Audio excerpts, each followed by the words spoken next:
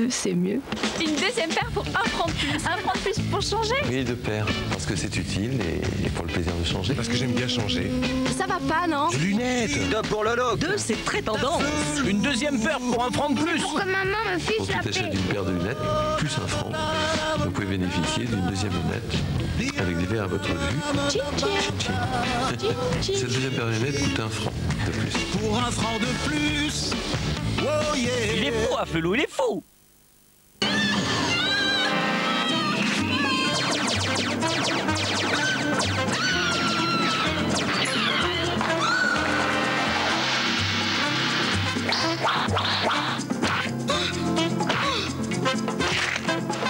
Le jour où votre corps résistera à tout, votre assurance santé ne coûtera plus rien. En attendant, MAF Assurance vous offre jusqu'à 600 francs de réduction sur votre complémentaire santé. 600 francs? Ouf, y'a MAF. MAF Assurance. Chérie FM, fête ses 10 ans. Aucune star n'aurait voulu manquer ça. C'est Lara Fabian. Phil Collins. Julien Clerc. C'était Elton John. Michel Sardou. Céline Dion. Bon anniversaire, chérie FM. Ne payez pas d'acompte sans vérifier la solidité financière de vos fournisseurs. Par Minitel 3617 Vérif pour une meilleure information sur les entreprises.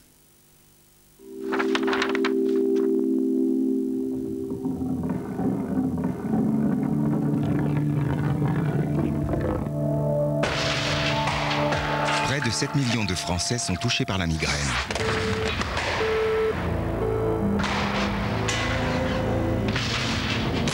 La migraine est une maladie, pas une fatalité. Aujourd'hui, des solutions existent. Appelez le 0800 319 319.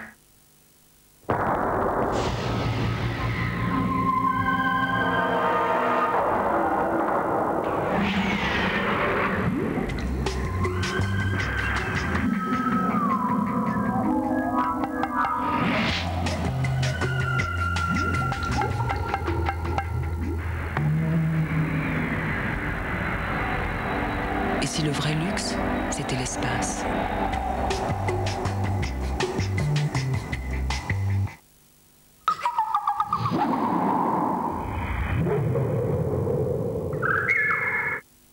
Mardi soir, Place de la République s'intéresse à ce qui se passe derrière les barreaux. Mais je sais aussi qu'aujourd'hui, la réalité de mon quotidien, c'est 120 détenus pour un surveillant à l'étage et ces 3 cabines de douche quand elles fonctionnent. Il faut savoir que la nation ferme les yeux sur une prison.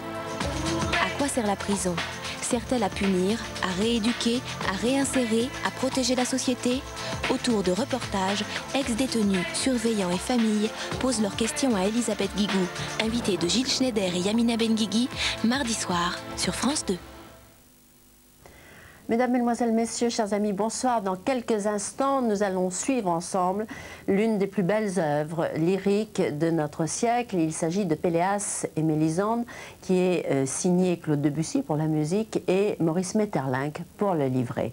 Péléas et Mélisande a été créé au tout début du siècle, 1902, et c'est Marie Gardanne qui chantait Mélisande. Et depuis, c'est une œuvre qui est représentée un peu partout dans le monde entier avec un immense succès qui est dû probablement à l'originalité absolue de son écriture. Lorsqu'en 1902 on donne Péléas et Mélisande, eh bien on s'aperçoit que Claude Debussy, qui était pourtant extrêmement réceptif aux courants musicaux de son temps, a écrit là une œuvre qui est totalement originale, qui ne ressemble à rien d'autre, qui ne subit aucune influence, qui explique peut-être d'ailleurs que par la suite, Claude Debussy, qui était assez volontiers imité, on écrivait dans le goût de Debussy, de ses œuvres pianistiques ou symphoniques, eh bien Péléas et Mélisande n'aura pas de postérité.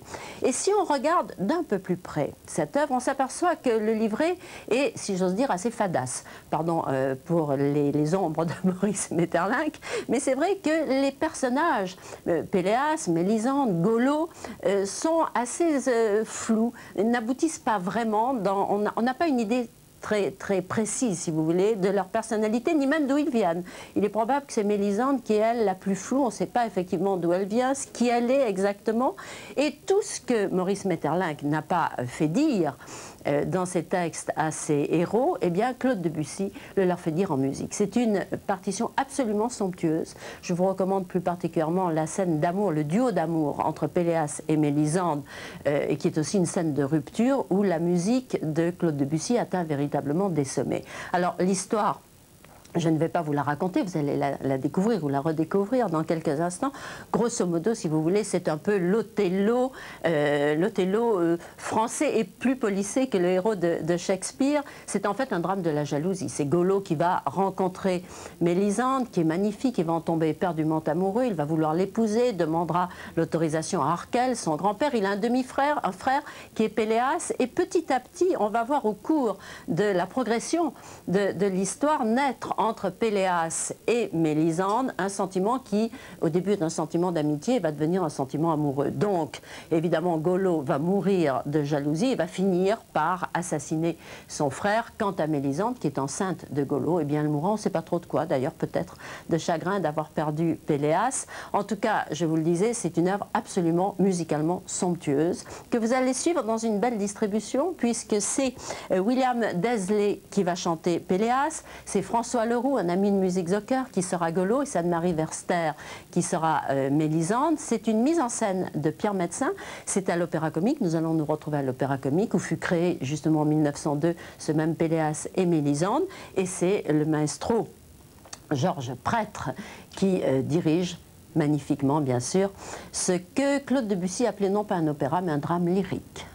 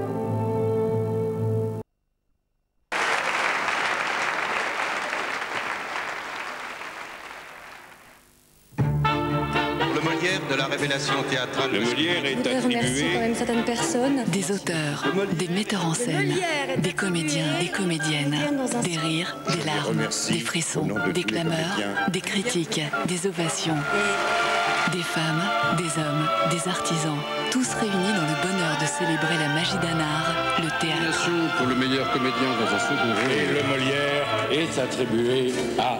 Merci. La 13e nuit des Molières, présidée par Pierre Arditi. Levé de rideau à 20h50 sur France 2. Chalut. Qu'est-ce que ça veut dire? Est-ce que c'est une station de télévision ici ou un endroit où on passe sa vie au téléphone? Vous êtes levé du pied gauche ce matin? J'ai essayé d'appeler brosse dure, impossible. Les 6 lignes bloquées. Il y a de quoi avaler son plâtre. Et ensuite, j'ai rappelé toutes les 5 minutes. Rien à faire, toujours occupé. Vous êtes sûr d'avoir composé le bon numéro? Duralo, dis-moi qui c'était. Personne. Il y a quelque chose de pourri dans le central. Allez, dis la vérité. Elle appelait encore l'Australie. Non, je te jure. J'ai pas quitté mon socle. J'ai dormi tout l'après-midi. Bon, d'accord, vous faites vos petites salades. Mais après, ne venez pas pleurer si ça vous retombe sur la tête. Oh, ça alors, hein, c'est trop injuste. Là, tu vois, gros chat, tu exagères. Tu l'as fait pleurer pour rien.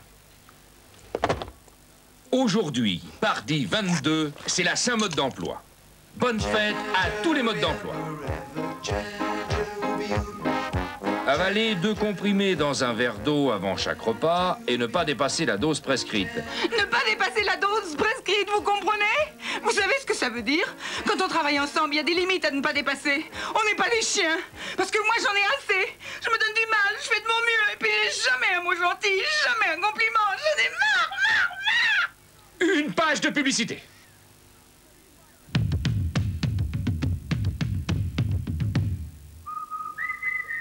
L'engrais nul fait de vos plantes des Hercules.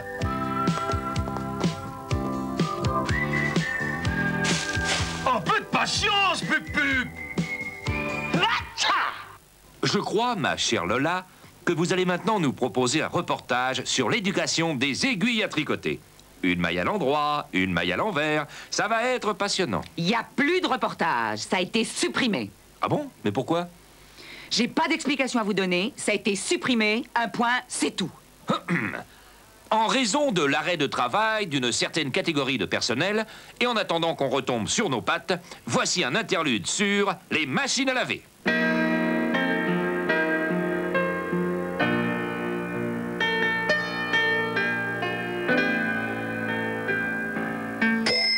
Mais enfin, brosse dure, ça doit bien être quelque part. On l'a déjà diffusé l'année dernière. Ah oui, mais depuis qu'on est sur ordinateur, moi je trouve plus rien. Je préférais l'ordre de bon désordre. Ah, vous allez pas commencer vous aussi. Ma parole, c'est un ticodé. C'est quoi un ticodé? Je crois que c'est pour toi, gros chat. Je comprends rien. Téléchat, écoute. Est-ce que vous avez des pieds de cochon? Non, j'ai pas de pied de cochon. Où est-ce que vous pensez être? C'est pas la boucherie-pâtisserie du Beau Cochon? Non, madame, il n'y a pas de beau cochon ici. Au revoir, madame. Aïe! Non, mais faut pas exagérer. C'est quoi un ticodé? Un ticodé, c'est ça.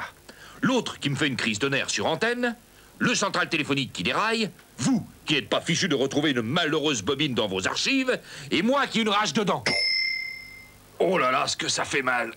Ah, c'est vos dents. Vous n'êtes toujours pas allé chez le dentiste. Quoi, mes dents? Quoi, mes dents? Vous savez même pas ce que c'est, vous. Mais pourquoi vous n'êtes pas allé chez le dentiste? J'avais pris rendez-vous pour vous. Et j'avais moins mal. Je croyais que c'était fini. Oh, vous avez peur d'y aller, oui. Résultat, vous nous rendez la vie impossible. Bon, j'irai. Mais laissez-moi le temps de m'habituer à l'idée. Chalut. À demain, si on veut bien. Trop tard. C'est fini. Ouais! Il y a bien 36 sortes de chats. Des petits, des gros, des angoras. Chat de gouttière et chat siamois. Il y a qu'une télé, c'était les chats. Ah, voilà, je l'ai. C'est une arête de merlan que j'ai mangée hier soir. Eh bien, t'aurais mieux fait de venir dîner au restaurant végétarien avec ma mère, au lieu d'aller faire le tour des poubelles avec tes copains. N'empêche qu'on s'est drôlement bien amusé.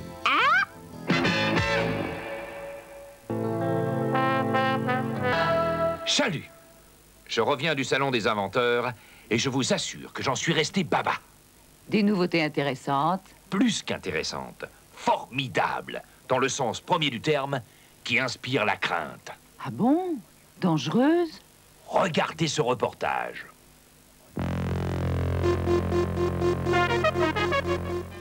L'économie d'énergie est à l'ordre du jour.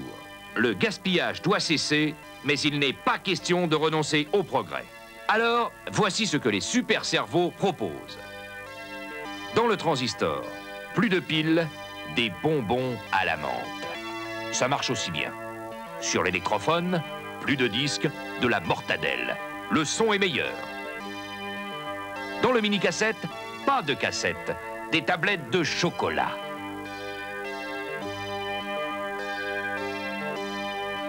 Dans l'appareil de photo, plus de film, du fromage blanc. Admirez la qualité du cliché. Vous avez compris ce qu'il vous reste à faire si vous voulez vraiment économiser de l'énergie. Très intéressant, Grouchat. Mais pourquoi avez-vous dit formidable dans le sens premier du terme qui inspire la crainte? Attendez de voir le résultat dans les chaumières. Ça va pas être triste. Aujourd'hui, mi-tange 26, c'est la Saint-Poignée de Porte. Bonne fête à toutes les poignées de porte. Bonne fête à toutes les poignées de porte. Cette poignée, Lola, est franche et saine. Pourtant, toutes n'ont pas cette chance. Que voulez-vous dire? Regardez plutôt.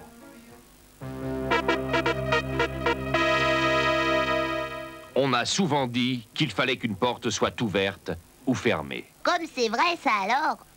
Oui, mais cette porte n'arrive pas à se décider. Elle bâille et pourtant, elle a perdu le sommeil. Elle a tout essayé. Compter les gluons, boire du tilleul, la berceuse à dose massive, pas de résultat. Une dernière chance, l'hypnotisme. Madame les lunettes, à vous de jouer. Vous êtes très fatigué. Vous avez les paupières lourdes. Votre trou de serrure se ferme. Vous dormez. Elle dort? Oui, elle est totalement dans mon pouvoir. Regardez. Baissez votre poignet. Encore 2 fois. Maintenant, prenez votre élan et refermez-vous. Et voilà le travail. Elle est guérie. Réveillez-vous. Ça alors, j'avais jamais vu ça. Gluon de la porte, vous avez bien dormi? Oui, ça va mieux. Mais j'ai fait un rêve bizarre. En exclusivité pour Téléchat, le rêve du gluon de la porte. J'étais complètement transparent. J'avais un œil à 1 mètre devant moi, un œil bizarre. Et quand quelque chose passait devant, une force magnétique m'attirait sur le côté. Qu'est-ce que ça veut dire? Mystère et jambes de chaise. Si j'ai pas d'explication, ça va encore m'empêcher de dormir. C'est tout bête. Vous avez rêvé que vous étiez une porte en verre. Automatique. Folie des grandeurs. Madame les lunettes, elle me fait peur. Ah non, tu vas pas t'y mettre toi aussi comme Lola. Vous avez peur de ce que vous ne comprenez pas. Salut, à demain si on veut bien. Il y a bien 36 sortes de chats. Des petits, des gros, des angoras. Chat de gouttière et chasse-à-moi. Il n'y a qu'une télé, c'est Téléchat. Qu'est-ce que tu lui trouves à Madame les lunettes? Elle m'épate. Elle connaît des trucs. Et toi, qu'est-ce que t'as contre? Elle est moche. Tu lui retires ses lunettes, il reste plus rien, du bluff. Je voudrais bien te voir, toi, avec des lunettes. Une qui me casse les pieds, qui se casse la figure en salle de traite. J'ai pas mal au cœur quand elle s'envoie à l'abattoir. Aujourd'hui, 150 000 femmes sont chefs d'exploitation agricole. Souvent, c'est elles qui portent le pantalon. Les unes, en tailleur, dirigent de grosses exploitations. Les autres, la majorité, s'échinent à faire vivoter une petite ferme. Quelle vie pour ces femmes de la terre? J'ai besoin d'avoir mes mains sales, de faire un travail physique, j'ai besoin. Mercredi soir sur France 2, Jean-Luc Delarue reçoit ces femmes qui se battent dans un monde encore très dominé par les hommes. Toutes les tendances de la bourse et les cotations en direct au 08 36 68 71 10.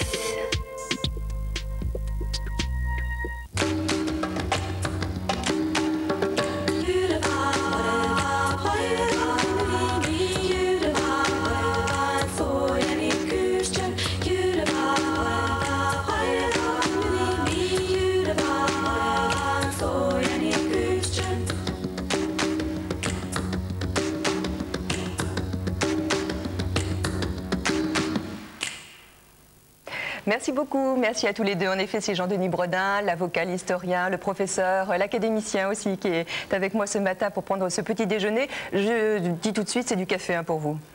Oui. Ouais. Sauf à les mélanger tous les deux, non, ça ne se fait pas. Ah, si vous voulez, on commence non, effectivement par le mélange, non. Café. Alors un café et puis avec un œil et un regard sur la montre constamment. Pour quelle raison? Pour quelle raison? Ça, c'est une habitude prise à l'école, puis au lycée. Regarder la montre tout le temps, c'est un désastre. Je me souviens d'un grand poète qui m'avait dit cette relation avec le temps est détestable. Relation détestable avec le temps, regarder la montre, avoir toujours peur d'être en retard. Enfin, c'est lamentable, ça. C'est la politesse vraiment des rois? Non, ça peut être l'impolitesse, parce que d'être toujours en avant, c'est une forme d'impolitesse. En revanche, ne pas supporter de faire attendre peut être effectivement une forme de courtoisie. Mais comme tous les défauts croissent avec le temps, ou la plupart en tout cas, l'exactitude devient une espèce de maladie mentale. Il faut lutter contre ça.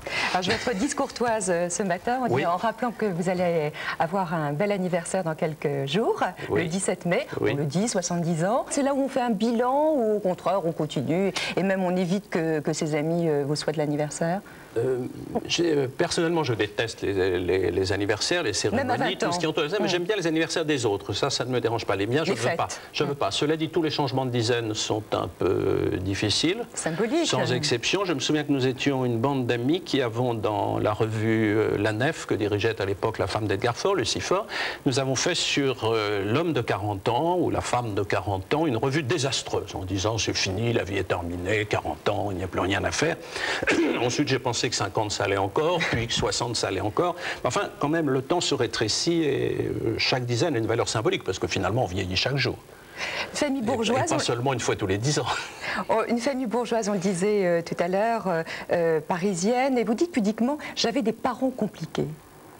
Pourquoi ? Compliqué, j'aime pas trop en parler parce qu'ils ne vivaient pas ensemble, ils étaient séparés et que j'étais tantôt chez l'un, tantôt chez l'autre, ce qui est une manière de complication de la vie. Et puis c'était des familles bourgeoises dans lesquelles l'éducation était d'une rigueur extrême. Les enfants n'avaient jamais le droit de parler à table. Ça a été un monde... Je ne sais pas si vous aviez lu le livre de Fritz Zorn qui s'appelait Mars, il avait dit « j'ai été éduqué à mort », disait-il. Eh bien, éduqué à mort, c'est-à-dire éduqué à ne pas parler à table, ou tais-toi ou dis quelque chose de meilleur que le silence, demander la parole quand on voulait la prendre, obéir, regarder, et puis surtout apprendre, travailler. Quel était le devoir de l'enfant? Être bien élevé et travailler. En dehors de ça, les plaisirs, c'était pour plus tard. Alors, Jean-Denis Brodin, voilà un petit garçon modèle, et puis un autre qui l'est moins, en mousquetaire. Donc vous avez le droit de temps en temps à être costumé? J'imagine, mais c'était les jours où on vous autorisait et où on vous costumait presque de force. Mais c'était un autre monde. Hélas, ceci se passe avant la guerre de 40. Après, tout changera. D'abord les bouleversements du monde tragique pendant 4 ans, puis ensuite les bouleversements de toute une civilisation.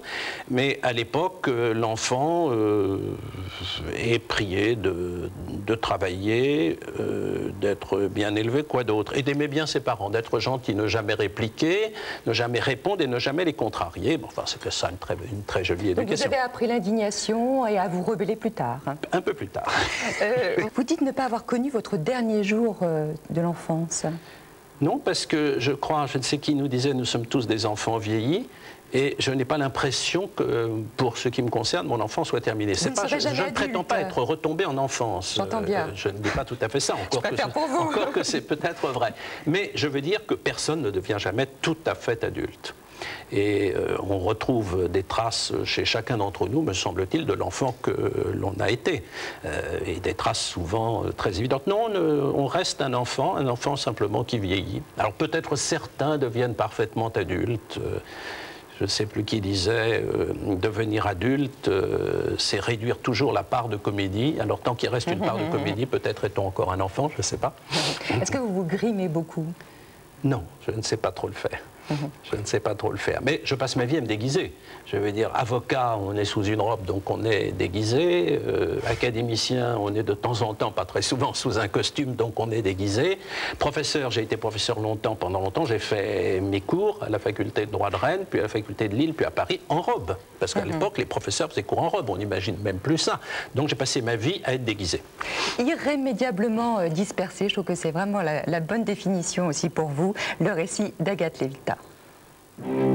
Étrange destinée que celle de cet enfant né sous la Troisième République, dans une famille où l'on apprend à se taire avant de parler, et qui un jour de l'année 1951, devenu alors très jeune avocat, remporte le prestigieux concours d'éloquence du barreau de Paris. C'est là toute l'histoire de Jean-Denis Bredin, avocat prestigieux à la plaidoirie admirée, chez qui l'art oratoire rimera avec timidité.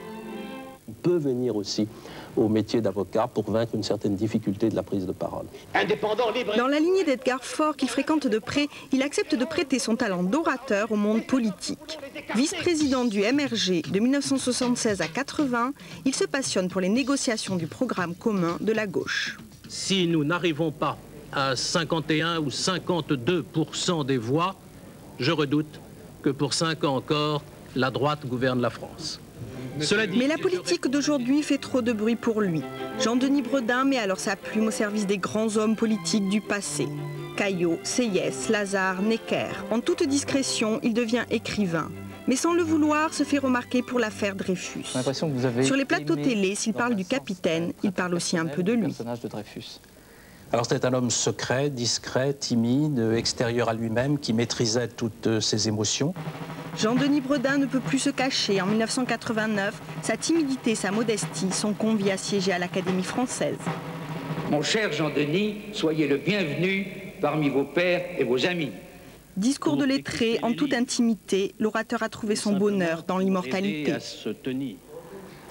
Alors vous avez été surpris, Jean-Denis Bredin, par certaines de vos déclarations anciennes? Oui, aucun souvenir, aucun souvenir. Alors ça, je ne sais pas si c'est la fréquentation du docteur Eisemer maintenant, mais je n'ai aucun souvenir de cette communication sur les 5 années encore. Mais c'est drôle de se redécouvrir à travers des documents. Avec le recul, il y a certaines choses que vous n'aimeriez pas avoir fait? Avoir fait, bah oui, il y a beaucoup de temps perdu dans la vie, mais est-ce que ce n'est pas ça qui est le plus précieux? Avoir raté un certain nombre de choses. J'ai fait des quantités de rapports. Je vois, par exemple, on m'a demandé à un moment de faire un rapport sur le cinéma. C'était, je crois, Jacques Lang qui me l'avait demandé. Je crois que ce rapport a été enterré, comme tous les rapports. J'ai appartenu à 2 commissions de réforme de la télévision, l'une sous la présidence de Pierre Moineau, l'autre sur laquelle j'ai travaillé. Puis nos rapports, je crois, ils sont maintenant dans des tiroirs. C'est une bonne leçon de modestie, les rapports successifs que l'on peut faire. Et il y en a eu d'autres, probablement, dans d'autres domaines. Votre caractéristique, Jean-Denis Bredin, c'est toujours de douter de vous. Pourquoi ce manque de confiance? Parce que, là encore, pardon de revenir à l'éducation, ça a été le doute, m'a été enseigné par mes professeurs de lycée. Je suis au lycée pendant l'occupation, j'ai des professeurs admirables, tous extraordinaires, très courageux d'abord et extraordinaires. Et ils apprennent à ce moment-là ce qu'ils appelaient la mentalité laïque, qui est d'abord le doute, ce qu'ils appelaient même le doute supérieur de l'esprit qui cherche. C'est-à-dire que toute démarche intellectuelle devait commencer par le doute. Et je veux dire que je suis assez souvent étonné quand je regarde les débats entre intellectuels, des certitudes qui s'opposent, de ces puissances de conviction qui s'agressent même tellement souvent, alors que moi, c'est vrai, j'ai appris à aimer une attitude d'abord de respect de l'opinion des autres, de respect de la dignité de chacun, mais aussi de doute préalable pour aller ensuite peut-être vers une forme de conviction. Mais est-ce que c'est une marque de fragilité ou de force selon vous? J'en sais rien. Je ne suis pas capable de répondre à votre question. C'est peut-être une forme de fragilité. C'est une lutte aussi permanente contre soi, parce que c'est vrai qu'on a tout le temps... ça a été une lutte contre la religion, ça a été une lutte contre des certitudes politiques, ça a été une lutte contre la détestation d'un certain nombre de gens, ou au contraire le trop d'amour, je ne sais pas, mais ça vous oblige toujours à être prudent. Mais c'est étrange, il y a aussi une démarche d'avocat, je me dis un peu, parce qu'il y a aussi, si quelqu'un est en train de dire quelque chose qui me déplaît, je dois rechercher sa part sympathique. Ça, c'est bizarre quand même. C'est de la tolérance. Oui, enfin... Mais... C'est une forme. Mais vous ne semblez pas prendre en fait la vie au sérieux. Ou est-ce que c'est la vie qui ne vous prend pas au sérieux? Dans quel sens? Si, je crois avoir pris la vie au sérieux, mais davantage les êtres, que c'est vrai des choses comme les combats intellectuels ou les combats politiques, mais j'ai tort. Est-ce que vous pensez être un homme de votre génération? Ou est-ce que vous vous sentez bien, en fait, avec la génération? Moi, je trouve que la chance extraordinaire de ma génération, c'est d'avoir vu le monde changer en 50 ans, plus probablement qu'il n'avait changé en 5 siècles. Et je me dis que c'est un miracle d'avoir traversé cette époque, qui va en gros de 1950 à l'an 2000, dans lequel le monde n'est plus le même. La culture n'est plus la même, le savoir n'est plus le même, les mœurs ne sont plus le même, les voyages ne sont plus les mêmes, le couple n'est plus le même, la vie conjugale, extra-conjugale, sexuelle, les rapports entre les parents et les enfants, tout a changé. Tout a changé comme ça n'avait pas changé pendant des siècles. Alors je trouve que c'est merveilleux d'avoir été témoin de ça. Ah oui. Moi, j'observe le monde d'aujourd'hui avec un intérêt passionné parce que je le trouve très différent du monde que j'ai connu. Autrement, probablement, il m'ennuierait si c'était le même qui était resté en place, mais tellement différent. Alors, on a suivi une journée de Jean-Denis Bredin au pas de course, de votre bureau d'avocat à l'Académie, en passant par le Pont des Arts. Juliette Lambeau et Jean-François Chevet vous ont accompagné.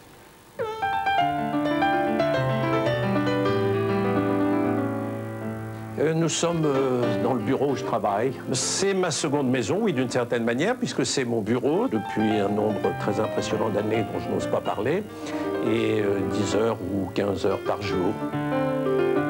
L'ensemble est peut-être pas joli. J'ai essayé d'y mettre beaucoup de choses qui me sont chères, de manière à vivre et à travailler parmi ce que l'on aime. Ce que je tente de faire, c'est d'avoir des autographes des auteurs qui me sont chers, parce que je me dis que l'écriture parle bien. Je ne sais pas quel est votre sentiment, mais je trouve que l'écriture parle bien des gens et aide à les connaître et révèle d'eux souvent plus même qu'un portrait. Là, une lettre de Camus. Vous connaissez probablement cette écriture régulière, corrigée. Là, une lettre de Jaurès. Son écriture était beaucoup plus grande que les écritures ordinaires à l'époque. Et votre ordinateur? Mon ordinateur, alors il n'occupe pas beaucoup de place, comme vous le remarquez, car je n'en ai pas. Et pour écrire, vous voyez à quel point je suis démodé, je sors ça. J'aime beaucoup Paris, bien sûr, mais surtout ce lieu de Paris où je vais presque tous les jours, puisque là, vous avez le palais de justice, bien sûr le Pont-Neuf et tous les lieux où nous avons l'habitude de nous promener, là, entre deux audiences. C'est l'endroit, aussi un des endroits du monde où j'aurais le plus travaillé. J'ai pas dit le mieux travaillé, j'ai dit le plus travaillé. Alors la première fois que je suis entré, oui, c'est par porte-là. C'est là où les académiciens sont reçus. Et tandis qu'on s'approche, on entend les roulements des tambours, c'est le bruit commun de l'entrée à l'académie et autrefois le bruit quand on marchait vers la guillotine. Qu'est-ce que vous avez ressenti? Une immense timidité. La première fois, une monstrueuse timidité. Pourquoi? Bien parce qu'on arrive pour faire un discours et que l'on arrive pour faire un discours dont on pense qu'il est mauvais. Oui. À partir de là, on monte dans les différentes salles. Les salles de travail, la salle de travail de l'Académie française où elle fait son dictionnaire est au second étage. Alors je vais aller vers le second étage après avoir regardé une dernière fois ces lieux. Voilà. Alors vous, Jean-Denis Bredin, qui n'aimez pas les honneurs, vous le dites, vous avez accepté donc de rentrer à l'Académie française. C'est quand même un curieux paradoxe. Est-ce que c'est par vanité ou c'est pour rester immortel, vous qui n'aimez pas la mort et qui la craignez comme beaucoup d'ailleurs? Non, parce que la promesse d'immortalité n'est pas très sûre. Non? Non. On a vu des académiciens mourir. C'est bizarre. Depuis la fondation de l'Académie. Peut-être certains sont immortels. C'est une publicité mensongère. Alors ce serait peut-être l'immortalité d'après la vie, mais c'est peut-être celle-là qui est promise. Alors par vanité? Vanité, ça vous ressemble pas non plus? Pourquoi non? C'est pas par vanité. C'est parce qu'un certain nombre d'amis merveilleux, comme Bertrand Poirot-Delpech, ce fut aussi l'influence merveilleuse de ma fille, c'était l'influence d'un certain nombre de gens qui m'ont dit vas-y. Alors, d'ailleurs c'est assez facile d'y aller parce qu'il y avait deux traditions un avocat à l'Académie française et que mon prédécesseur, malheureusement, qui était un homme extraordinaire, qui était Georges Lizard, était mort. Mort d'ailleurs sans qu'on ait fait son éloge à l'Académie. Et alors tous m'ont dit vas-y. Mon ami François Furet m'a dit vas-y. Lui n'avait pas envie d'y aller à l'époque, il y est allé plus tard d'ailleurs, heureusement. Alors j'y suis allé. Puis j'ai eu la chance d'être élu au premier tour de scrutin, juste, mais enfin élu au premier tour de scrutin, ce qui est agréable parce que ça évite trop d'émotions et puis ça évite de recommencer. Alors, mais c'est un lieu très agréable. Depuis 10 ans que vous y êtes entré, qu'est-ce qui vous irrite à l'Académie française? On ne va pas parler des choses positives. Qu'est-ce qui vous irrite? Est-ce qu'il y a quelque chose qui vous a fortement déplu, qui vous déplaît encore aujourd'hui? Qui me déplaît, non, c'est-à-dire l'importance des rituels. Je ne suis pas tout à fait fait pour ça, l'énormité des cérémonies, encore une fois, parce qu'on le voyait passer tout à l'heure, le bruit du tambour évoquant la guillotine, pour moi, plus que la montée à l'Académie, et encore une certaine forme de solennité, mais qui appartient à toutes les institutions. Mais toutes les institutions, dans leur forme la plus solennelle, peuvent être redoutées. Autrement, non. Je trouve ça un lieu très agréable et des conversations sont souvent passionnantes. Le dictionnaire est prétexte à parler, à échanger des mots. Je me souviens de mots tout à coup traités. Je pense par exemple au mot mélancolie. Le mot mélancolie, ça aurait pu durer un quart d'heure. Ça a duré plus d'une séance entière avec un débat passionnant sur la mélancolie, la distinction de la mélancolie et de la tristesse. Bref, chaque mot est prétexte à des quantités de conversations tout à fait intéressantes. Moi, j'écoute avec plaisir. La parité n'existe pas. 2 femmes pour 40 la parité n'existe pas et de temps en temps, l'Académie prend des positions que je qualifierais d'académiques dans certains débats. Parlons peut-être de Madame la Ministre. Par exemple, alors c'est vrai que l'Académie a pour vocation de veiller sur la langue, donc de veiller sur le respect de la langue et de craindre d'une certaine manière toutes les modifications de langue et de grammaire.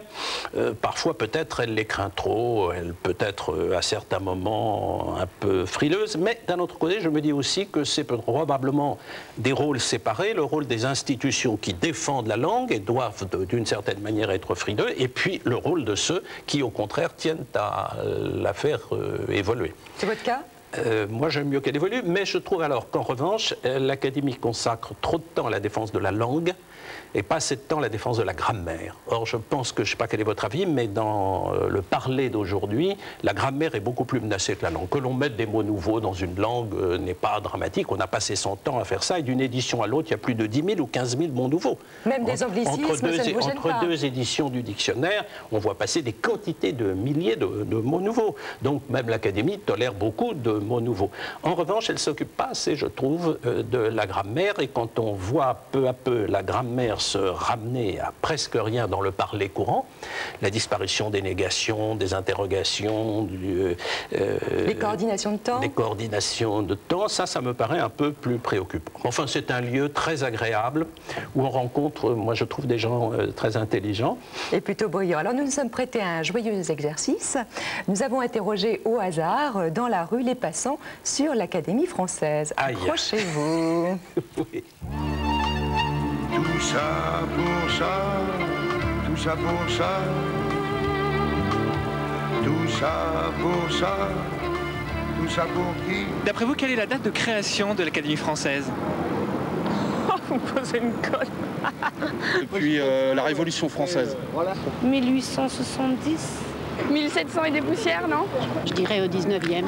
Tous ces bruits que tu fais courir sur moi, ça ne m'atteint pas.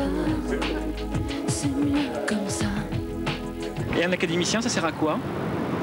Ça devrait logiquement servir à faire travailler les autres.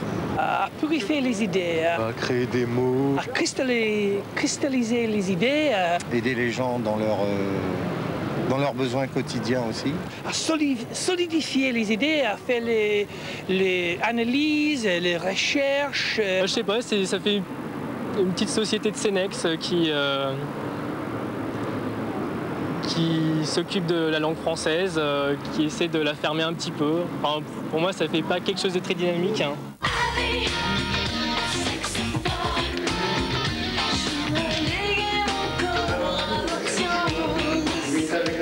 Et d'après vous, la première femme académicien, c'était qui? Oh, je ne sais pas.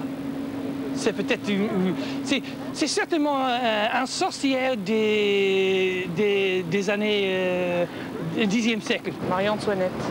Simone Veil. Pas Yourcenar, mais celle qui est morte il y a quelques années, la copine à Sartre. François Sagan. Celle qui parlait de sexe et de féminisme. Marguerite Duras. Yourcenar. D'ailleurs, c'était... il y avait une petite anecdote, ils faisaient des blagues entre eux, les académiciens aussi. Donc il y avait des toilettes, hein. Et puis avant il y avait évidemment les toilettes pour femmes, ça n'existait pas. Donc ils avaient mis toilettes donc masculin, enfin pour les hommes, et puis de l'autre côté c'était pour Marguerite Yourcenar. Ces messieurs me disent tellement de bêtises que je souris jaune et me transforme en escargot de cheval. D'après vous, que font les académiciens le jeudi après-midi? Je sais pas, ils ont pas cours. Peut-être qu'ils jouent aux cartes. Ils peuvent peut-être aller jouer au tennis au Jardin du Luxembourg avec certains politiques, pourquoi pas. Ils vont à la piscine. Ils doivent sûrement se boire une bonne bière, un bon franchouillard. Tout ça pour ça, pour presque rien. Tout ça pour ça. La connaissance est très très floue de la part du public concernant l'Académie française. Oui. Alors Marguerite Yourcenar, d'apprendre qu'elle était une sorcière, elle aurait été peut-être un peu triste, encore que. Lorsque j'ai fait son éloge, puisque j'ai fait son éloge, je suis allé dans son île, j'ai été vivre dans son île pour essayer de la bien comprendre, et j'ai découvert un personnage merveilleux, très étrange et extraordinaire. Non, mais tous ces jugements ne sont pas mauvais. Une petite question triviale, Jean-Denis Bredin. Quels sont les émoluments d'un académicien? Ils doivent être, je ne suis pas capable de vous répondre, je crois, je ne sais plus s'ils sont de 700 francs par mois ou par trimestre.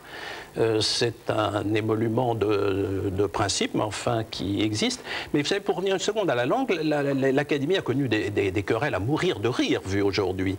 Par exemple, il y a eu la querelle de la féminisation de tous les mots qui se terminaient par un E muet. Un jour, au XVIIe siècle, on a dit, mais par exemple, il ne faut pas continuer de dire le navire, il faut dire la navire, puisque navire se termine par un E muet. Ils se sont battus pendant des années sur le ou la navire. De la même manière, le X, au bout d'un certain mot, au pluriel, bijou, caillou, joujou, pouce, qu'on nous apprenait à l'époque. Et il y a eu tout un mouvement contre le X, le S, pourquoi le S, la querelle du S et du X a occupé l'Académie également très longtemps. Tout ça est amusant. Tout ça est amusant. À l'Académie, je pense qu'on dit académicien. Mais pourquoi ne dirait-on pas académicienne? Est-ce que vous avez une part de féminité en vous? Sûrement, oui. Sûrement, Elle se manifeste comment? Allez savoir, comme disent les jeunes maintenant. Je ne sais pas comment, mais sûrement. Excusez-moi. Je me permets de prendre la parole. Elle vous a bien aidé. Monsieur Bredin, bonjour. Madame Sellac, bonjour. Je me présente, Maître Brézard, avocate à la Cour. Qui s'adresse à l'auteur de l'affaire aussi. Voilà, tout à fait, tout à fait. Donc en fait, je viens vous voir aujourd'hui parce que j'ai une liste d'accusations un petit peu accablantes vous concernant.